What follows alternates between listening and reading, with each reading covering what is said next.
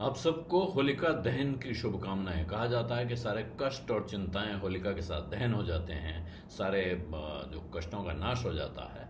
लेकिन आज के दिन एक डॉक्टर डूम कहलाते हैं मार्क फाबर साहब, और जिन्होंने फिर एक अलार्म जगा दिया है, अलार्म बजा दिया है, खतरे की घंटी जमा दी है।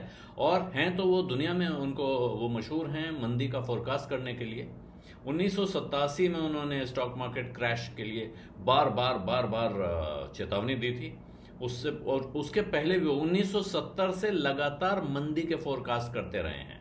तो ऐसा नहीं कि पहली बार कर रहे हैं, लेकिन इस बार की खासियत यह है, एक ऐसे वक्त पे जब विदेशी मुद्रा वगैरह में लोग ध्यान नहीं देते थे, तब से वो डॉलर और उसके सामने दूसरी करेंसीज वगैरह के पर मंदी के फोरकास्ट देते रहे हैं। लेकिन इस वक्त जो चिंता की बात उनकी तरफ से आई है वो ये है, वो भारत के रिटेल इन्वेस्टर्स को कह रहे हैं, भारत के छोटे निवेशकों को, कि जैसे ही आपको बाजार में उछाल का कोई संकेत मिले, कोई भी रिबाउंड आपको दिखाई पड़े, पहला ही संकेत दिखे, उस समय बाजार से निकल जाइए। और उनका कहना है कि दुनिया भर में एक बहुत लंबी मंदी आने जा रही है। तो वो कह रहे हैं if the market rebounds get out. ये उन्होंने एनडीटीवी प्रॉफिट को एक इंटरव्यू में कहा है। और वहाँ उनका कहना है कि अब जो मंदी आएगी दुनिया के बाजारों में, वो कई साल चल सकती है, बहुत लंबा कष्ट हो सकता है। और ऐसे में महंगाई की वजह से, इन्फ्लेशन की वजह से ऐसा भ्रम पैदा हो सकता है कि आपके पास रिटर्न आ रहे हैं, जबकि असल में आपकी जो रियल वैल्यू है वो इरोड हो रही होगी या गायब हो रही होगी। क्योंकि अगर महंगाई 6% बढ़ी और आपके पास रिटर्न 5% आया, आपको लगेगा 5% रिटर्न हुआ है, लेकिन आप वास्तव में महंगाई से 1% पीछे हैं। तो ये महंगाई का आंकड़ा कोई नया नहीं है। आप कोई भी जो बाजार में या कहीं भी पैसा लगाता है, वो इस मामले में से जागृत रहता है। और उनका यह है कि 1987 वाला जो स्टॉक मार्केट क्रैश उन्होंने प्रिडिक्ट किया था, बार बार किया था, और आखिरकार उनकी वो चेतावनी सच निकली।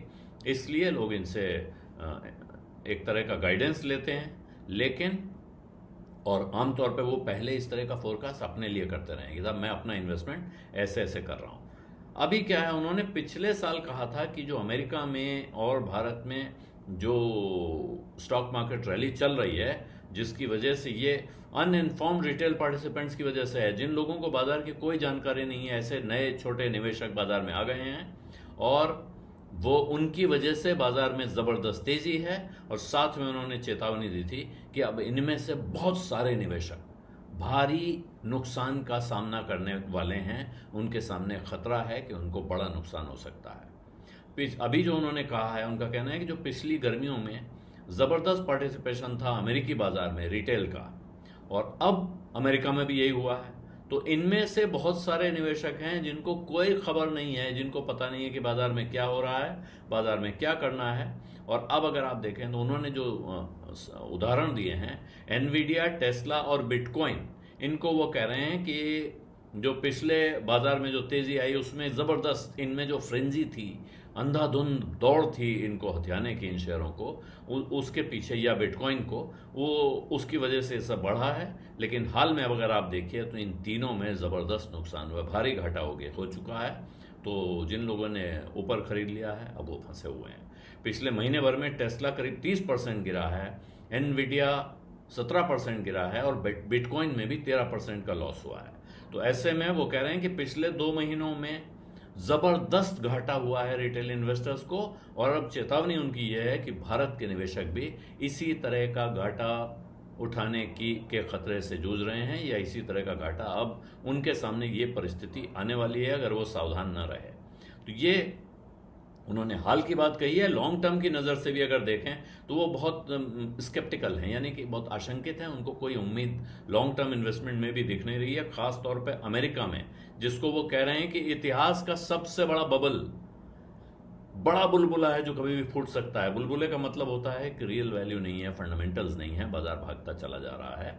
तो इस वक्त वो वहाँ की चिंता जता रहे हैं, और साथ में वो कह रहे हैं कि इस वक्त बाजार के सेंटीमेंट से उल्टी पोजीशन लीजिए और बुरे से बुरे हाल के लिए तैयार रहिए। ग्लोबल ट्रेड के मामले में, अंतर्राष्ट्रीय व्यापार में, उन्होंने अमेरिका के प्रेसिडेंट डोनाल्ड ट्रंप के जो इम्पोर्ट टैरिफ वाले फैसले हैं, उनका कहना है कि बहुत ख़राब फैसला है इकोनॉमिक इंटरवेंशन की नज़र से।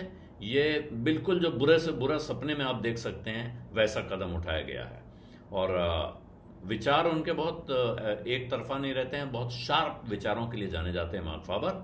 लेकिन इसके बावजूद अंतर्राष्ट्रीय बाजारों में जो खास तौर पे इन्वेस्टिंग फाइनेंस के सर्कल्स हैं, वहाँ उनकी बात को वजन दिया जाता है उनके इतिहास को देखते हुए। अब आप मना ही सकते हैं कि फाबर इस बार जो कह रहे हैं वो सच साबित ना हो, लेकिन सावधानी तो बरतनी चाहिए।